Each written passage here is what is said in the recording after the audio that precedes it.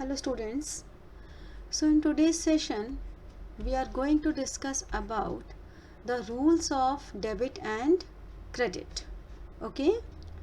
So for understanding these rules we have two approaches. One is traditional approach and another one is modern approach. Traditional approach is popularly known as three golden rules. When we talk about the golden rules of journal, then it comes out the traditional approach. And when we comes out with the accounting equation approach, that is the American approach, it is called the modern approach. Okay. So in traditional approach, we have two categories. One is personal nature, another is impersonal nature. Personal means natural and artificial person. Natural means हम तुम, like you and me. हम लोग natural person हैं, fine. But artificial person फिर कौन होते हैं? आपके robots? No, robots नहीं होते हैं. आपके banks हो गए, कोई भी फर्म हो गई, कोई भी कंपनी हो गई, किसी भी तरह की ऑर्गेनाइजेशन हो गई, कोई भी कॉरपोरेट एंटिटी, ये सब हो गई, इन्हें हम कहते हैं artificial person. They do all the things like a natural person. Fine. Then impersonal, that deals with the real nature and nominal nature.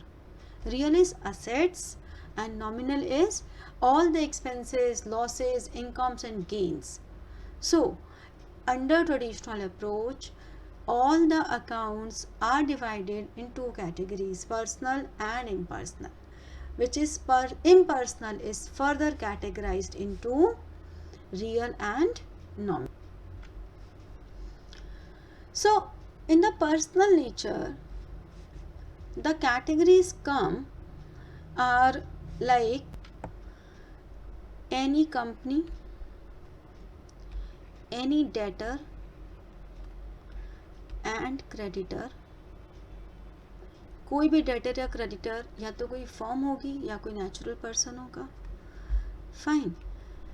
कोई भी liability, liabilities are always towards some person or some organization. The proprietor also come under the category of personal nature, and proprietor is represented by capital and drawings. So capital and drawings are treated for proprietor. ठीक है. Proprietor का नाम कभी books में नहीं आता. Proprietor को हम रिप्रेजेंट करते हैं कैपिटल एंड ड्राइंग अकाउंट से. And one more thing I must remind you that proprietor is a separate entity. If you remember, separate entity concept, the separate entity concept, the separate accounting concept means the proprietor and the business both are the separate entities. Okay. So the rule for personal nature account is debit the receiver, the person who is receiving, from firm's point of view. Always remember, हम हमेशा जो entries कर रहे हैं वो firms point of view से कर रहे हैं. We always record firm's point of view. So from firm's point of view, any person who is receiving, that is a receiver, should be debited, and any person who is giving, that is from firm's point of view, is a creditor. So it is a credit. So debit the receiver and credit the giver. Now we will discuss with an example, like A pays 10,000 to B.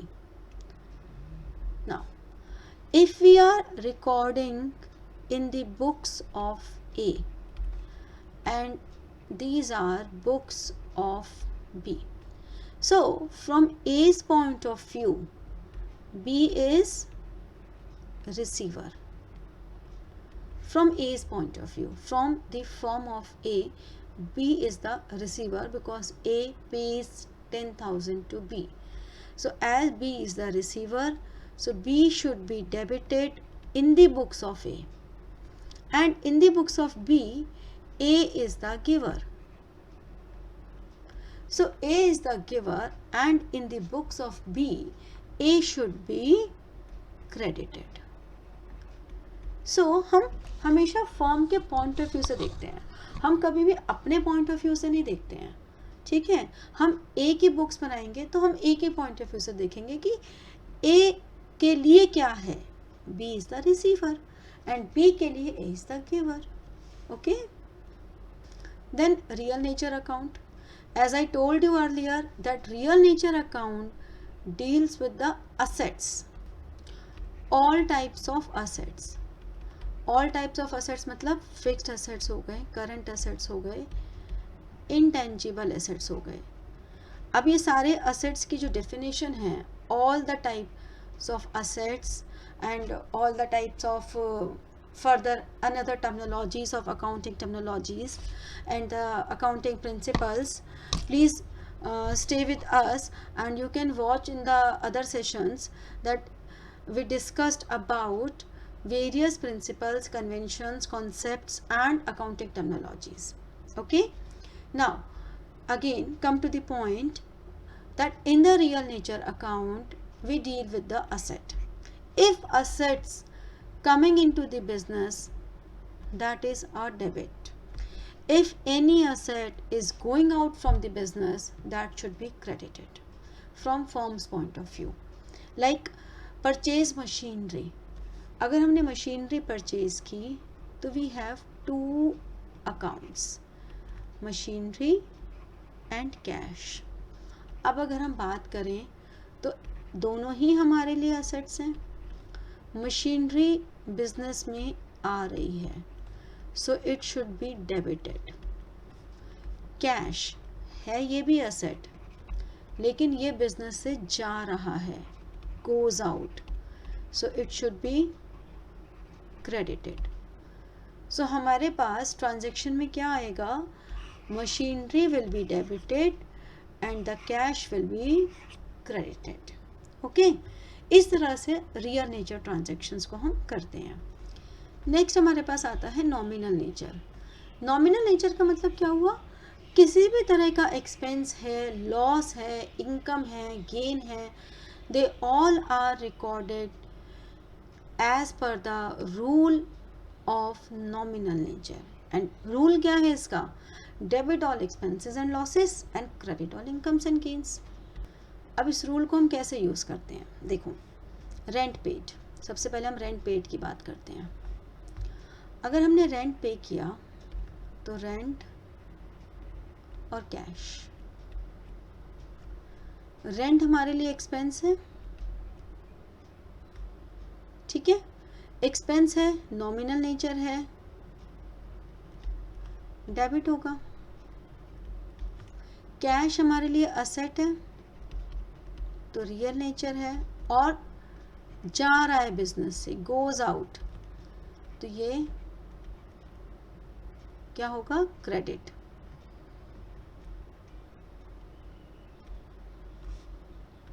ठीक है, ये हो जाएगा credit. तो इस तरह से हम क्या कह सकते हैं कि rent will be debited and cash will be credited. अब आपने देखा ऐसा कोई ज़रूरी नहीं है कि एक ट्रांजैक्शन में एक ही नेचर एप्लीकेबल हो. हमारे पास मिक्स्ड नेचर के ट्रांजैक्शंस भी आ सकती हैं. जैसे कि यहाँ पे रेंट एंड कैश, एक नॉमिनल है एक रियल है. अब हम नेक्स्ट ट्रांजैक्शन देखते हैं, कैप कमीशन रिसीव्ड. कमीशन क्या है हमारे लिए, इनकम है. अगर हमें रिसीव हो रहा है तो कमीशन हमारे लिए इनकम है, नॉमिनल नेचर. और नॉमिनल नेचर है तो ये हमारे लिए क्रेडिट होगा. यहाँ पर कैश की जब हम बात कर रहे हैं तो कैश रियल नेचर है और आ रहा है, कम्स इन, तो वो डेबिट होगा. तो हमें समझ में आ रहा है कि कमीशन क्रेडिट हो गया और कैश जो है वो डेबिट हो गया. तो हम ये कह सकते हैं कि कोई भी ट्रांजैक्शन के कोई भी एस्पेक्ट हो सकता है, लेकिन इन 3 एस्पेक्ट्स के बाहर कुछ नहीं हो सकता. That's why they are called 3 golden rules of journal, the basics of journal. First, personal nature, when we say that debit the receiver and credit the giver. Second, real nature, that we say debit what comes in and credit what goes out. Third, nominal nature, that is debit all the expenses and losses and credit all the incomes and gains. अब जब हम modern approach पर आते हैं तो modern approach में बात वही है, कहानी बदली नहीं है हमारी, बट हमने थोड़ा सा सेग्रीगेशन और एक्सपैंड कर दिया. हमने सेग्रीगेशन में 5 कैटेगरीज लिया है जो अकाउंटिंग इक्वेशन में होती हैं. आप लोगों ने देखा होगा, if you remember accounting equation 3 major heads होते हैं, असेट्स, लायबिलिटी एंड कैपिटल. फिर एक्सपेंसेस एंड रेवेन्यू के जो हेड्स हैं वो हमारे कैपिटल में एडजस्ट होते हैं. तो हमने 5 कैटेगरीज यहाँ बना दी जिनमें असेट्स एंड एक्सपेंसेस अगर इंक्रीज होंगे तो वो डेबिट होंगे और डिक्रीज होंगे तो वो क्रेडिट होंगे. समझ रहे हैं आप? और इसी तरह से ये हमारे लिए लायबिलिटी, कैपिटल एंड रेवेन्यू, अगर हम इनकी बात करें तो ये इंक्रीज होने से क्रेडिट होते हैं और डिक्रीज होने से डेबिट होते हैं. तो आप समझ रहे हैं, हमारे पास मेजरली 5 कैटेगरीज हैं जिनमें से 2 आइटम ऐसी हैं, असेट्स एंड एक्सपेंस, जो इंक्रीज होने से डेबिट होंगी, and liability, capital and revenue increase होने से क्रेडिट होंगे. ओके, देखिए, असेट्स एंड एक्सपेंस ये एक फैमिली हो गई, लायबिलिटीज, कैपिटल एंड रेवेन्यू ये दूसरी फैमिली हो गई. इनके रूल्स एक साथ चलते हैं. अब जिस भी रीज़न से कोई भी आइटम इंक्रीज होता है हम ये कहते हैं उस आइटम का वही बैलेंस है. लाइक असेट्स एंड एक्सपेंसेस का हमेशा डेबिट बैलेंस होता है. लायबिलिटीज़, कैपिटल एंड रेवेन्यू का हमेशा क्रेडिट बैलेंस होता है. इसका मतलब क्या हुआ कि आपकी मशीनरी, आपका रेंट पेड, आपका फर्नीचर, बिल्डिंग, सैलरी, ये जितने भी आइटम्स हैं इन सब का डेबिट बैलेंस है. और कोई भी हमारे क्रेडिटर हैं किसी भी तरह के, हमारा बैंक ओवरड्राफ्ट है, हमारी कैपिटल है, हमारा लोन है, हमारा कमीशन रिसीव्ड है, इन सब का क्रेडिट बैलेंस है. समझ रहे हैं? तो बेसिकली आपके पास 2 ही रूल्स हैं कि असेट्स और एक्सपेंसेस इंक्रीज होंगे तो डेबिट और लायबिलिटीज, कैपिटल, रेवेन्यू इंक्रीज होंगे तो क्रेडिट. अब अगर आप एक चीज़ देखें तो ये एक्सटेंशन ही है, जो हमने ट्रेडिशनल अप्रोच की उसकी एक्सटेंशन है. कैसे? असेट्स क्या हैं? रियल. लायबिलिटी एंड कैपिटल क्या हैं? पर्सनल. एंड ये ट्रांजैक्शन क्या है? नॉमिनल. एंड एक और बात, हमारा जो आउटकम है उस आउटकम में कोई चेंज नहीं आता, आउटकम सेम रहता है. जैसे कि मैं सेम एग्जांपल लेके चलती हूँ, रेंट पेड. रेंट पेड में rent is an expense, and अगर ये एक्सपेंस है और ये इंक्रीज हो रहा है तो ये डेबिट होगा. इफ़ यू रिमेंबर, हमने उसमें भी वो नॉमिनल नेचर था तो उसे डेबिट किया था, क्योंकि नॉमिनल नेचर में एक्सपेंसेस डेबिट होते हैं. फिर कैश असेट है, डिक्रीज हो रही है, क्रेडिट होगी. सेम असेट है, रियल नेचर है, गोज आउट है, क्रेडिट होगी. अब देखो, आउटकम पे कभी कोई इम्पैक्ट नहीं आता. आपको जो ट्रांजैक्शन जिस तरह से कंफर्टेबल है वैसे कीजिए. By the passage of time, with the more practice, आपको पता भी नहीं चलेगा और आप अनकॉन्शियसली कॉन्शियसली आप जब जर्नल एंट्रीज करना सीख जाएंगे तो आप कोई भी ट्रांजैक्शन को किसी भी रूल से करेंगे, फाइनल आउटकम पे कोई असर ही नहीं पड़ेगा। एक और एग्जांपल को हम यहाँ फिर से करते हैं, मशीनरी परचेज्ड।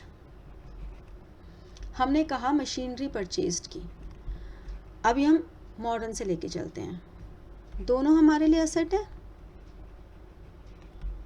मशीनरी हमारे लिए इंक्रीज हो रही है और ये डिक्रीज हो रहा है। अब क्योंकि ये इंक्रीज हो रही है तो ये डेबिट हो गई, और ये डिक्रीज हो रही है तो हमारे लिए क्रेडिट हो गई। अब अगर हम इसको रियल नेचर से देखें तो मशीनरी क्या हो रही है, कम्स इन, असेट क्या हो, कैश क्या हो रहा है, goes out. Ultimately credit what goes out and debit what comes in, final outcome exactly same है। समझ में आ रही है बात, फाइनल आउटकम पे कोई इम्पैक्ट नहीं पड़ रहा। अब देखिए ये कुछ ट्रांजैक्शन है, इनको ट्रेडिशनल अप्रोच से एज वेल मॉडर्न अप्रोच से, दोनों से अगर इनके हम आंसर्स देखें कि इनके आंसर्स पे क्या इम्पैक्ट आता है तो आपको पता चलेगा एकदम सेम आता है।